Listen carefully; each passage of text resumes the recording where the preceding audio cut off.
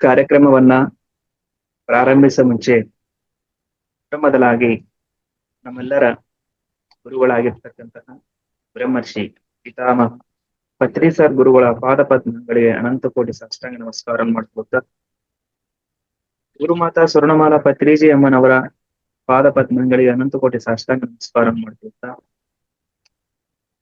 ಬ್ರಹ್ಮರ್ಷಿ ತಟವರ್ತಿ ವೀರರಾಘವರಾವ್ ಸಾರು ಬ್ರಹ್ಮವಿದ್ವರಿಷ್ಠ ತಟವರ್ತಿ ರಾಜಲಕ್ಷ್ಮಿ ಅಮ್ಮನವರ ಪಾದ ಪದ್ಮಗಳಿಗೆ ಅನಂತ ಕೋಟಿ ಸಾಷ್ಟಾಂಗ ನಮಸ್ಕಾರ ಮಾಡ್ಕೊತ ನನಗೆ ಜನ್ಮ ಕೊಟ್ಟ ತಂದೆ ತಾಯಿ ಪಾದ ಪದ್ಮಗಳಿಗೆ ಅನಂತ ಕೋಟಿ ಸಾಷ್ಟಾಂಗ ನಮಸ್ಕಾರ ಮಾಡ್ಕೊತ ಮಹಾತಾರ್ ಫೌಂಡೇಶನ್ ಜೂಮ್ ಮತ್ತು ಯೂಟ್ಯೂಬ್ ಚಾನಲ್ ನಡ್ಸ್ಕೊ ಬರ್ತಕ್ಕಂತಹ ರಂಗನಾಥ್ ಸರ್ ಅವ್ರಿಗೂ ಯಾಂಕರಿಂಗ್ ಮಾಡಿರ್ತಕ್ಕಂತಹ ಉಮಾದೇವಿ ಮೇಡಮ್ ಅವ್ರಿಗೂ ಜೂಮ್ ನಲ್ಲಿ ಪಾಲ್ಗೊಂಡಿರ್ತಕ್ಕಂತಹ ಆತ್ಮಬಂಧುಗೂ ಯೂಟ್ಯೂಬ್ ನಲ್ಲಿ ಇರ್ತಕ್ಕಂತಹ ಆತ್ಮಬಂಧುಗೂ ಎಲ್ಲರಿಗೂ ಅನಂತ ಕೋಟಿ ಆತ್ಮ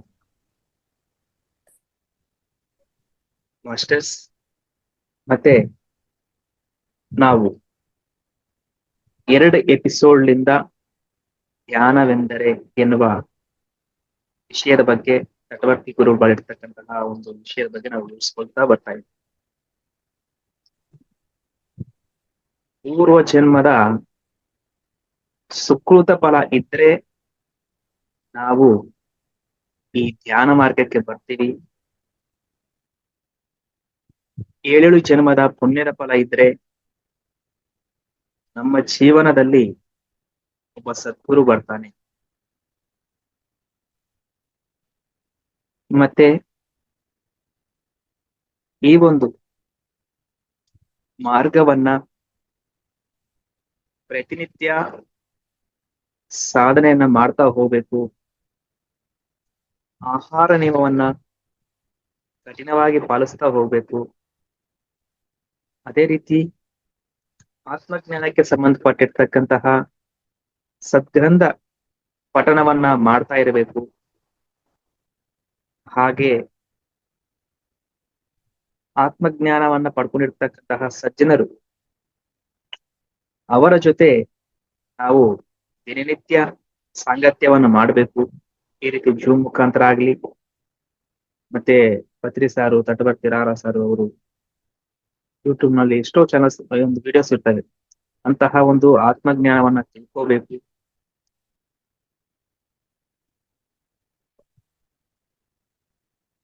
ಯಾರ್ಯಾರು ಆತ್ಮಜ್ಞಾನಕ್ಕೆ ಅದರ ಬಗ್ಗೆ ಬೋಧಿಸ್ತಾ ಇರ್ತಾರೋ ಅದ್ರ ಬಗ್ಗೆ ನಾವು ತಿಳ್ಕೊಂತಾ ಇರಬೇಕು.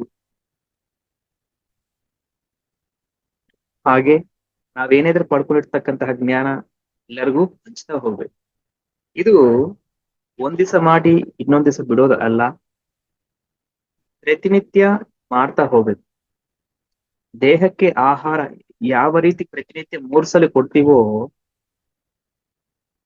ಅದೇ ರೀತಿಯಾಗಿ ನಮ್ಮ ಆತ್ಮಕ್ಕೆ ಜ್ಞಾನವನ್ನ, ಧ್ಯಾನ ಶಕ್ತಿಯನ್ನ, ಸಜ್ಜನರ ಸಾಂಗತ್ಯ ಜ್ಞಾನವನ್ನ, ಸೇವಾ ಎನ್ನುವ ಒಂದು ಕರ್ಮವನ್ನ ಈ ರೀತಿ ಮಾಡ್ತಾ ಹೋದಂಗೆಲ್ಲ ಆತ್ಮಕ್ಕೆ ಒಂದು ಆಹಾರ ಇದ್ದಂಗೆ ಆತ್ಮ ಸಂತೃಪ್ತಿ ಆಗ್ತದೆ. ಆತ್ಮ ಇರುವ ಸ್ಥಿತಿಯಿಂದ ಉನ್ನತ ಸ್ಥಿತಿಗೆ ಹೋಗುತ್ತೆ. ಕಾರಣ ನಾವೆಲ್ಲರೂ ಆತ್ಮ ಸ್ವರೂಪಿಗಳು ಅಂತ ಎನ್ನುವುದು ಸತ್ಯ ನಾವು ಮರಿಬಾರ್ದು. ಓಕೆ, ಇವತ್ತಿನ ವಿಷಯಕ್ಕೆ ನಾವು ಬಂದಿವಂದ್ರೆ ಧ್ಯಾನವೆಂದರೆ, ಇವತ್ತು 3ನೇ ಎಪಿಸೋಡ್ ಬಗ್ಗೆ ತಿಳ್ಕೊಳ್ಳೋಣ. ಅದರಲ್ಲಿ ಒಂದು ಕಾನ್ಸೆಪ್ಟ್ ತಿಳ್ಕೊಳ್ಳೋಣ. ಚಟವರ್ತಿ ಗುರುಗಳು ಬರೆದಿರ್ತಕ್ಕಂಥ ಪುಸ್ತಕ ಸಾಧನೆಗಳ ವಿಧಗಳು. ಸಾಧನೆಯ ವಿಧಗಳು. ಸಾಧನದಲ್ಲಿ ಎಷ್ಟು ವಿಧಗಳಿದಾವೆ? 3 ವಿಧಗಳಿದಾವೆ. ಸಾಧನೆಗಳಲ್ಲಿ 3 ವಿಧಗಳಿದಾವೆ. ಫಸ್ಟ್ ಯಾವ ಸಾಧನೆ ಅಂತಂದ್ರೆ ದೇಹ ಸಾಧನ, ಮನೋ ಸಾಧನ, ಆತ್ಮ ಸಾಧನ ಅಂತ. ಸಾಧನೆಗಳಲ್ಲಿ 3 ವಿಧಗಳು: ದೇಹ ಸಾಧನ, ಮನೋ ಸಾಧನ, ಆತ್ಮ ಸಾಧನ.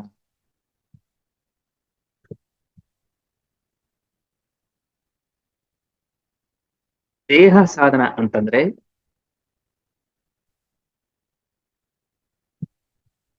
ಕಣ್ಣನ್ನ ತೆರೆದು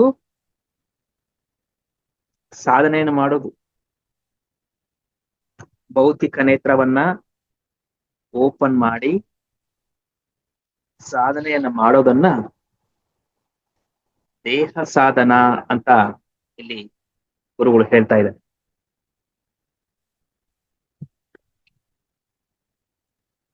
ಎರಡನೇದು ಮನೋಸಾಧನ ಅಂತಂದ್ರೆ ಕಣ್ಣನ್ನ ಮುಚ್ಚಿಕೊಂಡು ಸಾಧನೆಯನ್ನ ಮಾಡೋದು. ಯಾವುದೋ ಒಂದು ಮಂತ್ರವನ್ನ ಜಪಿಸ್ತಾ ಇರೋದನ್ನ ಮನೋಸಾಧನ ಅಂತಾರೆ. ಮೂರನೇದು ಆತ್ಮ ಸಾಧನ ಅಂತಂದ್ರೆ ಮನಸ್ಸನ್ನ ಮುಚ್ಚೋದು,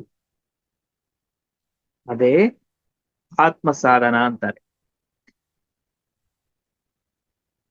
ಇಲ್ಲಿ ದೇಹ ಸಾಧನೆಯನ್ನ ಮಾಡ್ತಿರ್ಬೇಕಾದ್ರೆ ಕಣ್ಣನ್ನ ತೆಗೆದು ನಾವು ಸಾಧನೆಯನ್ನ ಮಾಡ್ತಿರ್ತೀವಿ. ಹೇಗಿರುತ್ತೆ ದೇಹ ಸಾಧನೆ? ದೇಹ ಸಾಧನೆ ಕಣ್ಣು ತೆಗೆದು ಸಾಧನೆಯನ್ನು ಮಾಡ್ತೀವಿ. ಉದಾಹರಣೆಗೆ ವಾಕಿಂಗ್ ಮಾಡೋದು, ಎಕ್ಸಸೈಸ್ ಮಾಡೋದು, ಗುಡಿ ಪ್ರದಕ್ಷಿಣೆ ಮಾಡೋದು, ಪಾದಯಾತ್ರೆ ಮಾಡೋದು, ಬೆಟ್ಟವನ್ನ ಹತ್ತೋದು, ಕ್ರಿಕೆಟ್ ಆಡೋದು, ವಾಲಿಬಾಲ್ ಆಡೋದು, ಜಿಮ್ಗೆ ಹೋಗುವುದು ಇತ್ಯಾದಿ ಯೋಗಾಸನಗಳನ್ನ ಹಾಕೋದು. ಇದು ದೇಹ ಸಾಧನ ಅಂತಾರೆ.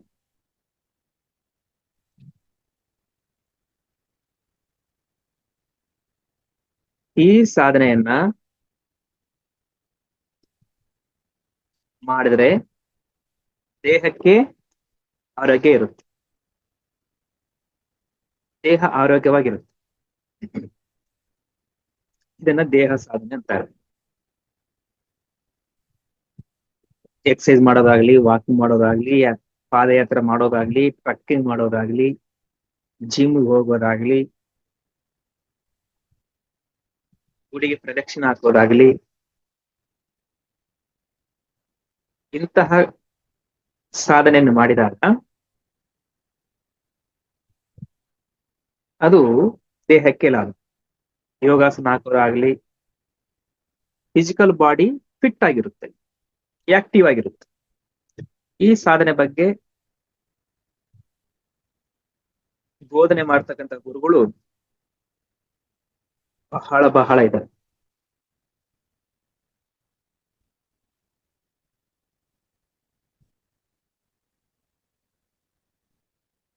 ಶೇಕಡ 90% ಇಂಥವರು ಇದ್ದಾರೆ ಈ ಸಾಧನೆ ಬಗ್ಗೆ ಹೇಳುವ ಆ ಗುರುಗಳು. ದೇಹ ಸಾಧನದ ಬಗ್ಗೆ ಹೇಳ್ತಕ್ಕಂಥ ಗುರು. ಮನೋಸಾಧನದ ಬಗ್ಗೆ, ಮನೋಸಾಧನ ಅಂತಂದ್ರೆ ಕಣ್ಣನ್ನ ಮುಚ್ಚಿಕೊಂಡು ಮಂತ್ರವನ್ನ ಜಪಿಸೋದು, ಒಂದು ನಾಮವನ್ನ ಮಾನಸಿಕವಾಗಿ ಜಪ ಮಾಡೋದು, ಅದು ಮನೋಸಾಧನ ಅಂತಾರೆ. ನೋಡ್ರಿ, ಇಸ್ಕಾನ್ ಟೆಂಪಲ್ ನಲ್ಲಿ ತುಳಸಿ ಮಾಲೆ ಕೊಡ್ತಾರೆ. ಅಲ್ಲಿ ಒಂದು ಒಂದು ಚೀಲ ಕೈಗೆ ಹಾಕೊಂಡು ಅದರಲ್ಲಿ ಒಂದು ತುಳಸಿ ಮಾಲೆ ಇಟ್ಕೊಂಡು ಯಾರಿಗೂ ಕಾಣಬಾರ್ದಂತೀರಿ. ಅದನ್ನ ಯಾವಾಗ್ಲೂ ಅವರು ಹಿಂಗ ಜಪಿಸ್ತಾ ಇರ್ತಾರೆ. ಏನೇ ವರ್ಕ್ ಮಾಡ್ತಾ ಇದ್ರು ಕೂಡ ಅದನ್ನ ಜಪಿಸ್ತಾ ಇರ್ತಾರೆ. ಇದಕ್ಕೆ ದೀಕ್ಷೆ ತಗೊಂಡಿರ್ತಾರೆ, ಅವರು ಜಪಿಸ್ತಾ ಹೋಗ್ತಾ ಇರ್ತಾರೆ ಮಂತ್ರವನ್ನು. ಹರೇ ರಾಮ ರಾಮ್ ರಾಮ್ ಹರೇ, ಹರೇ ಕೃಷ್ಣ ಕೃಷ್ಣ ಕೃಷ್ಣ ಹರೇ ಹರೇ. ಇಂತಹ ಮಂತ್ರವನ್ನ ಇಸ್ಕಾನ್ ಅವರು, ದೀಕ್ಷೆ ತಗೊಂಡವರು ಯಾವಾಗ್ಲೂ ಜಪಿಸ್ತಾ ಇರ್ತಾರೆ. ಅಥವಾ ಯಾರನ್ನ ಒಬ್ಬ ಗುರುಗಳು ದೀಕ್ಷೆ ಕೊಡ್ತಾರೆ, ರಾಮ್ ರಾಮ್ ರಾಮ್ ಕೃಷ್ಣ ಕೃಷ್ಣ ಕೃಷ್ಣ. ಯಾವುದೋ ಒಂದು ಬೀಜಾಕ್ಷರಿ ಮಂತ್ರವನ್ನ ಕೊಡ್ತಾರೆ, ಒಂದು ನಾಮವನ್ನು ಕೊಡ್ತಾರೆ. ಆ ನಾಮವನ್ನ ಅನೇಕ ಚಿತ್ತದಿಂದ, ಏಕಾಗ್ರತೆಯಿಂದ ಆ ನಾಮವನ್ನ ಸದಾ ನೆನೆಸ್ತಾ ಸ್ಮರಣೆ ಮಾಡ್ತಾ ಇರ್ತಾರೆ. ಯಾವುದ್ರ ಮುಖಾಂತರ? ಮಾನಸಿಕ ಮುಖಾಂತರ, ಮನಸ್ಸಿನ ಮುಖಾಂತರ. ಆ ಮನಸ್ಸಿನ ಮುಖಾಂತರ ಅವರು ಸಾಧನೆಯನ್ನು ಮಾಡ್ತಾ ಹೋಗ್ತಾರೆ. ದೇಹ ಸಾಧನೆಯಿಂದ ಅವರು ಮಾಡ್ತಾ ಹೋದರೆ ದೇಹಕ್ಕೆ ಲಾಭ, ದೇಹ ಸದೃಢವಾಗಿರುತ್ತೆ. ಮಾನಸಿಕವಾಗಿ ಆ ಮಂತ್ರವನ್ನ ಗುರು ಕೊಟ್ಟಿರ್ತಕ್ಕಂತಹ ಮಂತ್ರವನ್ನ ಅದನ್ನ ತದೇಕ ಚಿತ್ತದಿಂದ ಜಪವನ್ನ ಮಾಡ್ತಾ ಹೋಗ್ತಾನೆ. ಮಾನಸಿಕವಾಗಿ ಆ ರೀತಿ ಮಾಡೋದ್ರಿಂದ ಮಾನಸಿಕವಾಗಿ ಅವರಿಗೆ ಎಷ್ಟೋ ಲಾಭಗಳನ್ನ ಪಡ್ಕೊಂತಾರೆ. ದೇಹ ಸಾಧನೆಗಿಂತಹ ಮನೋಸಾಧನೆ ಬಹಳ ಶ್ರೇಷ್ಠವಾಗಿರ್ತಕ್ಕ ಒಂದು ರೀತಿ, ಒಂದು 10 ಮೆಟ್ಲು ಜಾಸ್ತಿನೇ ಹೇಳ್ಬೋದು.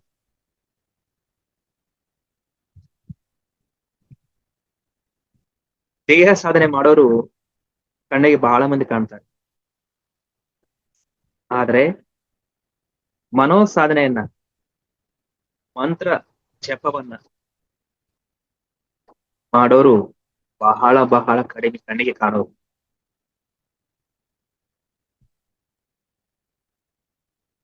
ನೂರರಲ್ಲಿ 9% ಮಾತ್ರ ಅಂತವ್ರು ಇರ್ತಾರೆ.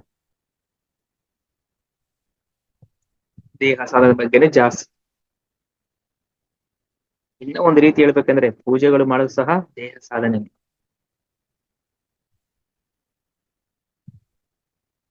ಮಂತ್ರವನ್ನ ಜಪಿಸುವುದು ಮಾತ್ರ ಮನೋಸಾಧನೆ. ಮನಸ್ಸನ್ನ ಒಂದು ಕಡೆ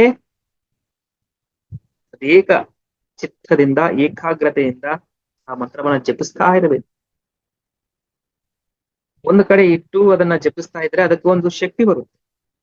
ಆ ಮಾನಸಿಕವಾಗಿ ಎಷ್ಟೋ ಲಾಭಗಳನ್ನ ಪಡ್ಕೊಂತಾರ ಅವರು. ಮನಸ್ಸನ್ನ ಕಂಟ್ರೋಲ್ ಆಗಿ ಇಟ್ಕೊಂತಾರಲ್ವಾ, ಅದೇ ಕಡೆ ಏಕಾಗ್ರತೆ ಮಾಡ್ತಾರೆ. ಅದಕ್ಕಾಗಿ ಆ ರೀತಿ ಮಾಡೋದ್ರಿಂದ ಸ್ವಲ್ಪ ಲಾಭಗಳು, ಮಾನಸಿಕವಾಗಿ ಎಷ್ಟೋ ಲಾಭಗಳನ್ನ ಪಡ್ಕೊಂತಾರೆ.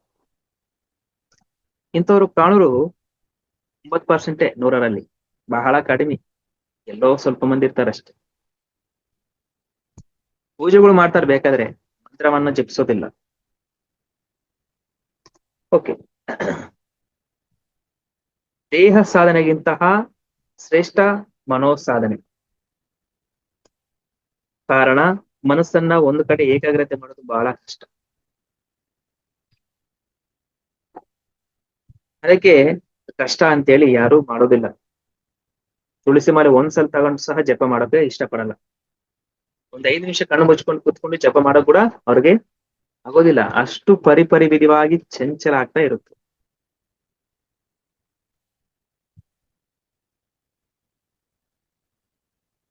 ಇನ್ನ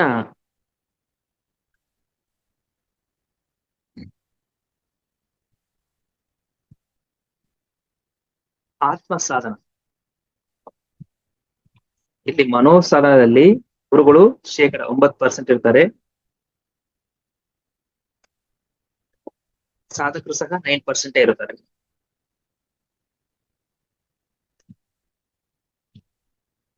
ದೇಹ ಸಾಧನದ ಬಗ್ಗೆ 90% ಬೋಧನೆ ಮಾಡೋರು ಇರ್ತಾರೆ, 90% ಸಾಧನೆ ಮಾಡ್ತಕ್ಕಂಥವ್ರು ಸಹ ಇರ್ತಾರೆ. ಬಹಳಷ್ಟು ಮಂದಿ ಕಾಣ್ತಾರೆ ಗುರುಗಳು, ದೇಹ ಸಾಧನ ಬಗ್ಗೆ ಹೇಳ್ತಕ್ಕಂತಹ ಗುರುಗಳು. ಮನೋಸಾಧನ ಬಗ್ಗೆ ಹೇಳ್ತಕ್ಕಂತಹ ದೀಕ್ಷೆ ಕೊಡ್ತಕ್ಕಂತಹ ಗುರುಗಳು ಬಹಳ ಕಡಿಮೆ, ಸಿಗೋದು ಕೂಡ ಅಪರೂಪ. ಅದು 9% ಮಾತ್ರ. ಅದರಲ್ಲಿ ಇರ್ತಕ್ಕಂಥ ಶಿಷ್ಯರು ಸಹ 9%.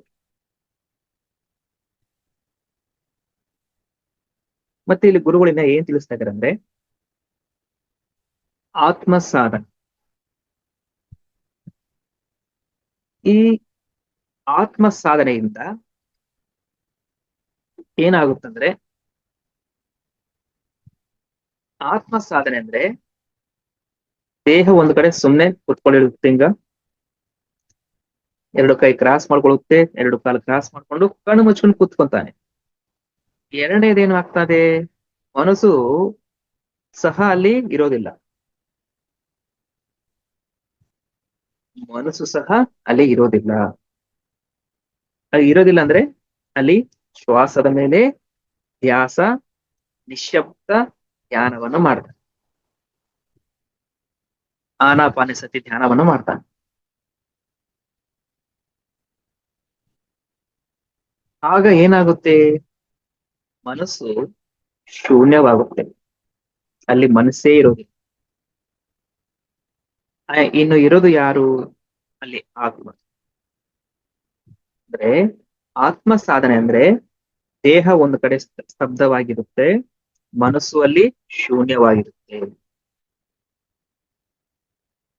ಬಾಹ್ಯವಾಗಿ ಏನು ಕೆಲಸ ಇರೋದಿಲ್ಲ ಶರೀರಕ್ಕೆ, ಮಾನಸಿಕವಾಗಿ ಸಹ ಏನು ಕೆಲಸ ಮಾಡೋದಿಲ್ಲ, ಮನಸ್ಸು ಸಹ ಅಲ್ಲಿ ಶೂನ್ಯ ಆಗಿರುತ್ತೆ.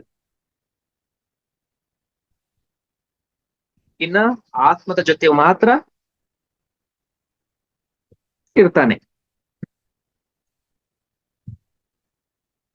ಬಾಹ್ಯ ಇಂದ್ರಿಯಗಳು,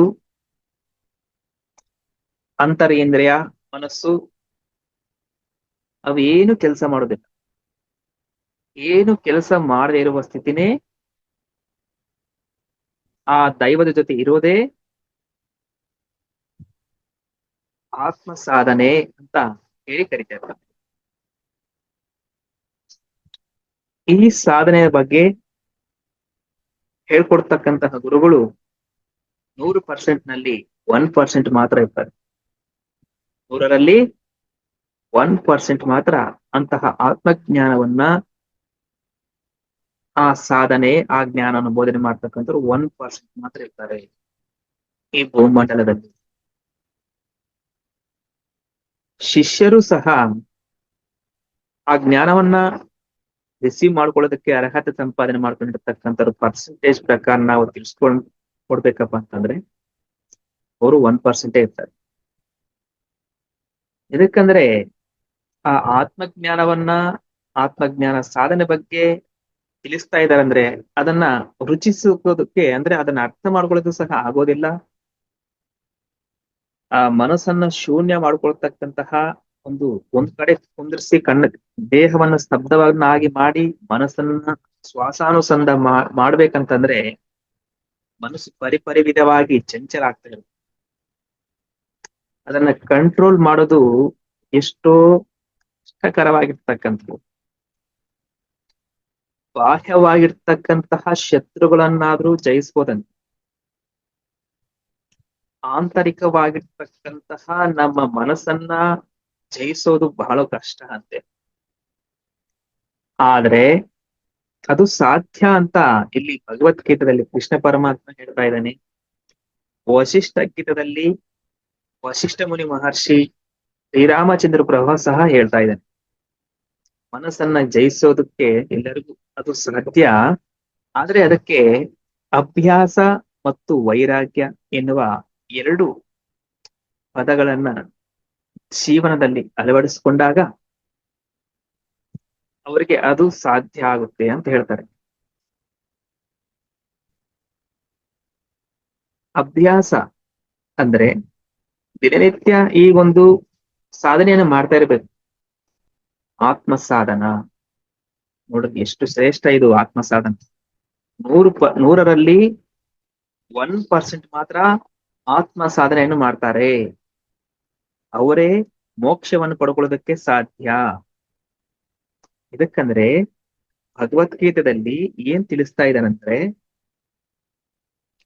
ಮನುಷ್ಯಾನಾಂ ಸಹಸ್ರೇಶು ಕಚ್ಚಿತ್ ಯತತಿ ಸಿದ್ಧಯೇ ಯತತ ಮಾಪಿ ಸಿದ್ಧಾನಾಂ ಕಚ್ಚಿತ್ ತತ್ವಜ್ಞಾನಿ ದರ್ಶನ.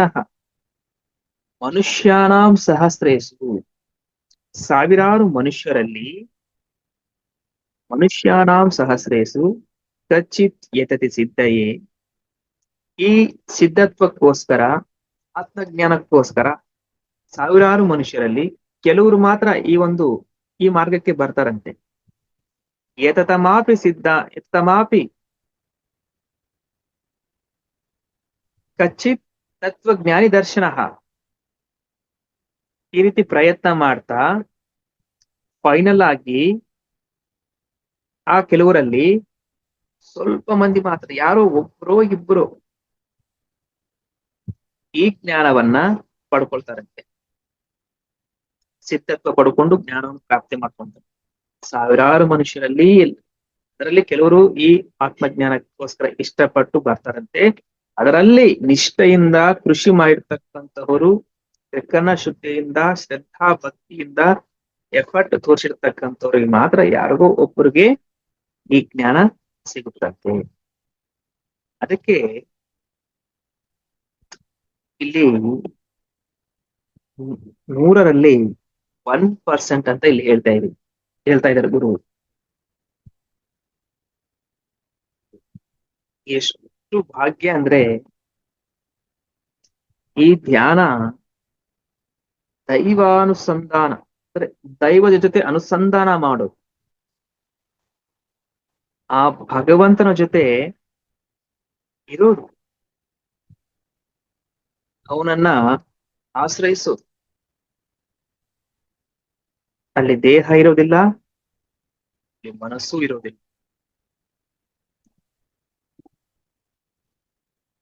ಆತ್ಮ ಜೊತೆ ಮಾತ್ರ ಇರ್ತೀವಿ. ಸಾಕ್ಷಿಯಾಗಿ ಇರ್ತೀವಿ. ಆ ಕಾನ್ಸಿಯಸ್ ಸ್ಟೇಟ್ ನಲ್ಲಿ ನಾವಿರ್ತೀವಿ, ಎಚ್ಚರಿಕೆ ಸ್ಥಿತಿನಲ್ಲಿ ನಾವಿರ್ತೀವಿ. ಆ ಒಂದು ಸತ್ಯವನ್ನ ನಾವು ಪ್ರಾಪ್ತಿ ಮಾಡ್ಕೊಂತೀವಿ, ಅನುಭವ ಜ್ಞಾನವನ್ನ ನಾವು ಪ್ರಾಪ್ತಿ ಮಾಡ್ಕೊಂತೀವಿ, ಆತ್ಮ ಜ್ಞಾನವನ್ನ ಪ್ರಾಪ್ತಿ ಮಾಡ್ಕೊಂತೀವಿ. ಮಾಯೆಗಳಿಂದ, ಅಜ್ಞಾನದಿಂದ, ದುಃಖಗಳಿಂದ ಅತೀತರಾಗ್ತೀವಿ.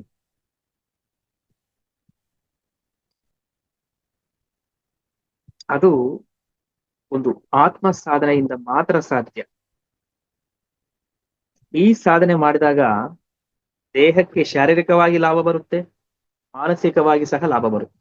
ಇನ್ನ ಎಷ್ಟೋ ಕೋಟಿ ಕೋಟಿ ಲಾಭ ಈ ಆತ್ಮ ಸಾಧನೆ ಅಂತ. ಇವಾಗ ರಾಜ್ಯ ಇರುತ್ತೆ, ರಾಜ್ಯದಲ್ಲಿ ಸೈನಿಕರು ಇರ್ತಾರೆ, ಮಂತ್ರಿಗಳು ಇರ್ತಾರೆ, ರಾಣಿ ಇರ್ತಾರೆ, ಪುರೋಹಿತರು ಇರ್ತಾರೆ, ಪಂಡಿತರು ಇರ್ತಾರೆ, ರಾಜ ಇರ್ತಾರೆ. ಇವಾಗ ಸೈನಿಕರು ಹಿಡ್ಕೊಂಡ್ರೆ ಸೈನಿಕರಲ್ಲಿ ಇರ್ತಕ್ಕಂತಹ ಒಂದು ಎಷ್ಟಿರುತ್ತೋ ಅಷ್ಟು ಅವರಲ್ಲಿ ಇರ್ತಕ್ಕಂತಹ ಸಂಪತ್ತಾಗ್ಲಿ ಏನೇ ಆಗ್ಲಿ ಅದು ನಮಗೆ ಸಿಗ್ಬೋದು ಅವ್ರನ್ನ ಹಿಡ್ಕೊಂಡ್ರೆ. ಆ ಸೈನಿಕರ ಬಿಟ್ಟು ಪಂಡಿತರು ಪುರೋಹಿತನ ಹಿಡ್ಕೊಂಡ್ರೆ ಅವರಲ್ಲಿ ಇರ್ತಕ್ಕಂತಹ ಸಂಪತ್ತು ನಮಗೆ ಸಿಗುತ್ತೆ, ಆ ಸೈನಿಕರಿಗಿಂತ ಹೈಯೆಸ್ಟ್. ಆ ಪಂಡಿತರು ಬಿಟ್ಟು ಮಂತ್ರಿ ಹಿಡ್ಕೊಂಡ್ಬಿಟ್ರೆ ಆ ಮಂತ್ರಿಗಿರ್ತಕ್ಕಂತಹ ರಾಜ್ಯ ಅವೆಲ್ಲವೂ ನಮಗೆ ಸಿಗುತ್ತೆ. ಅವ್ರಿಗೆ ಏನಿರುತ್ತೋ ಪ್ರಾಪರ್ಟಿ ಅದು ನಮ್ಗೆ ಸಿಗುತ್ತೆ. ರಾಣಿ ಹಿಡ್ಕೊಂಡ್ರೆ ಅವ್ರಿಗೆ ಇರ್ತಕ್ಕಂತಹ ಸಂಪತ್ತು ನಮಗೆ ಸಿಗುತ್ತೆ. ಅಂದ್ರೆ ಸೈನಿಕಕ್ಕಿಂತಹ ಪಂಡಿತರು ಶ್ರೇಷ್ಠ, ಪಂಡಿತರಿಗಿಂತಹ ರಾಣಿ ಶ್ರೇಷ್ಠ. ಅವರ ಸಂಪತ್ತು ಜಾಸ್ತಿ ಇರುತ್ತಲ್ವಾ. ರಾಣಿಗಿಂತಹ ರಾಜನ ಹಿಡ್ಕೊಂಡ್ಬಿಟ್ರೆ ಆ ಸಮಸ್ತ ರಾಜ್ಯ ಎಲ್ಲ ನಮ್ದೇ ಆಗುತ್ತೆ. ಆ ಫಲಿತಾಂಶ ಸೈನಿಕ ಹಿಡ್ಕೊಂಡ್ರೆ ಫಲಿತಾಂಶ ಸ್ವಲ್ಪ ಇರುತ್ತೆ.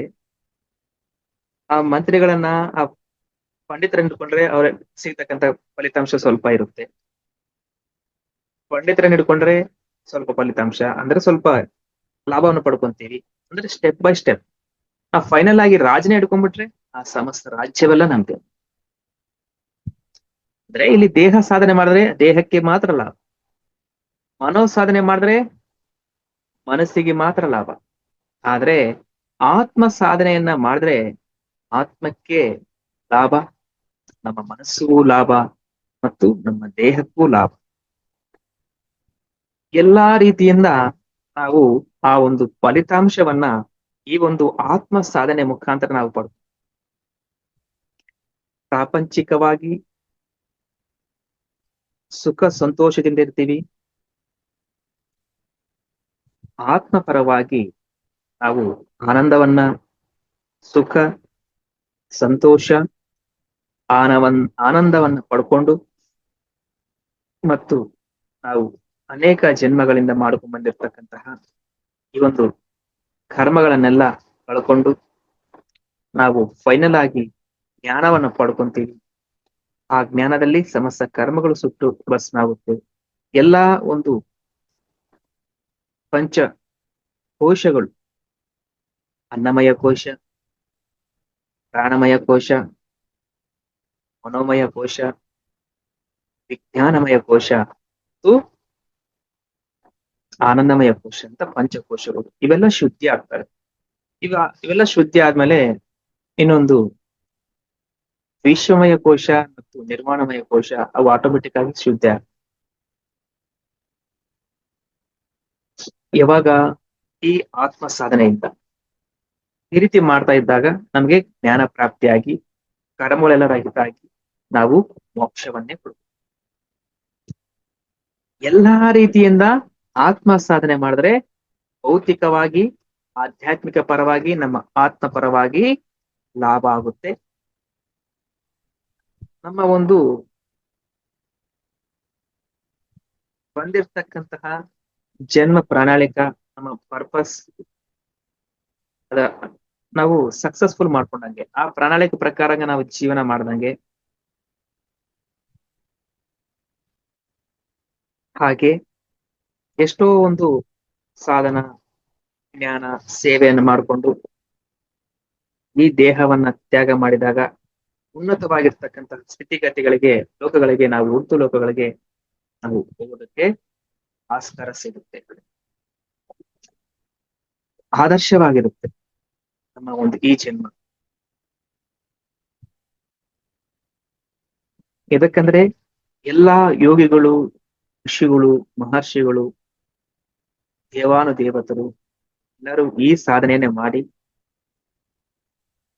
ಆಡಂಬರವಿಲ್ಲದ ಜೀವನವನ್ನು ಮಾಡ್ತಾ ಬಹಳ ಸರಳವಾಗಿದ್ದು